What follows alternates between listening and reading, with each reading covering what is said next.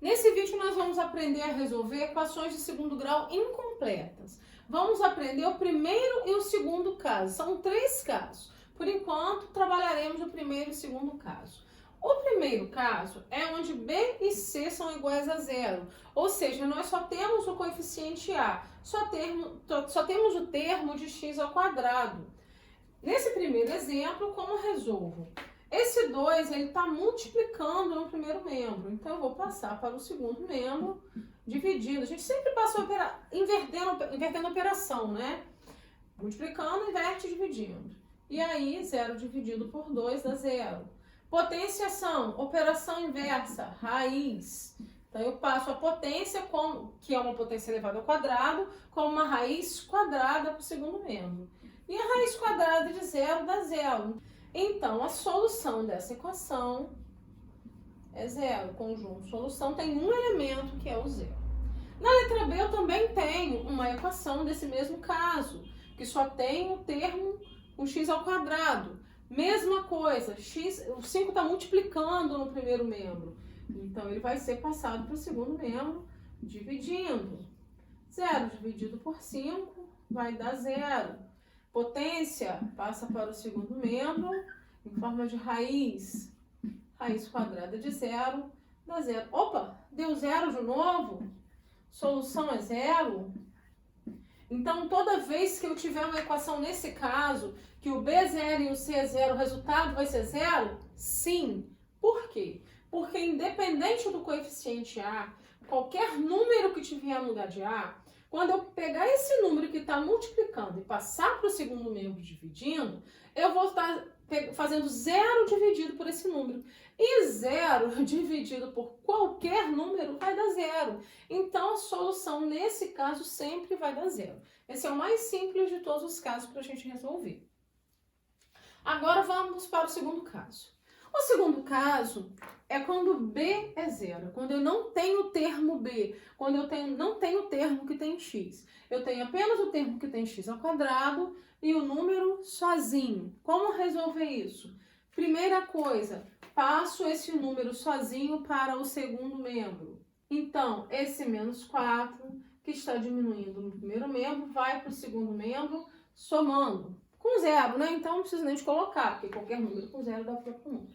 Agora, esse 2, que está multiplicando no primeiro membro, ele vai para o segundo membro dividindo. Por isso, vai ficar 4 dividido por 2. E 4 dividido por 2 vai dar 2. Vou continuar aqui na frente. Agora, a potência vem em forma de raiz. Eu vou colocar mais ou menos a raiz de 2. Por que mais ou menos?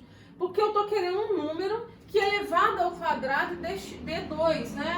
Tanto quando eu elevo uma potência positiva como negativa, vai dar 2. Então, tanto serve o resultado positivo como negativo. Como a raiz de 2 não é exata, eu paro o meu cálculo aqui e eu digo que a solução dessa equação é menos raiz de 2 e raiz de 2.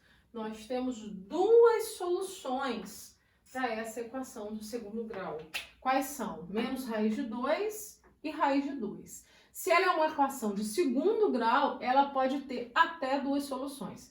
Pode ter somente uma, pode ter duas e pode acontecer de não ter solução. Mas que 2 não vai ter porque ela é de segundo grau. Bom, resolvendo a letra B, o exemplo B, menos 48, está diminuindo no primeiro membro? Vem para o segundo somando. Mesma situação. 3 está multiplicando no primeiro membro? Vai para o segundo dividindo. 48 dividido por 3 dá 16.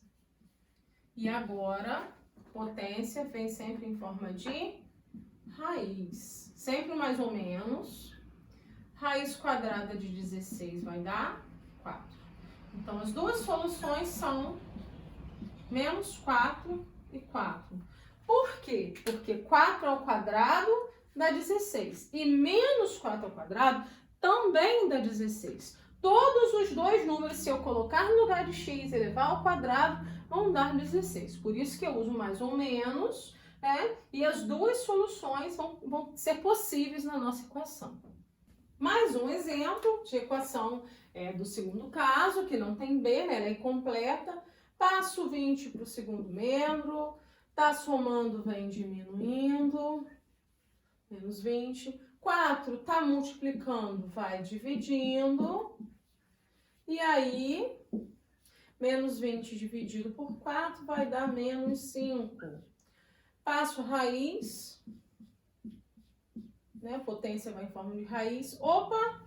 Porém, eu cheguei numa raiz quadrada de número negativo.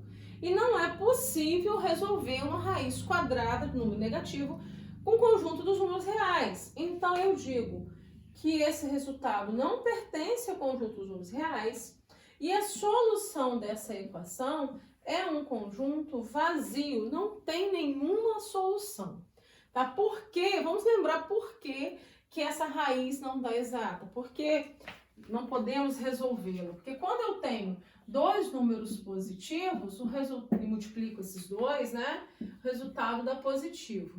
Quando eu tenho dois números negativos, também dá positivos. E potência é isso, é multiplicar dois números. Então não tem como você pegar dois números iguais e multiplicar e dar um número negativo. Não tem como pegar dois números, multiplicar e dar menos 5. Por isso que eu não tenho como achar a raiz quadrada de menos 5.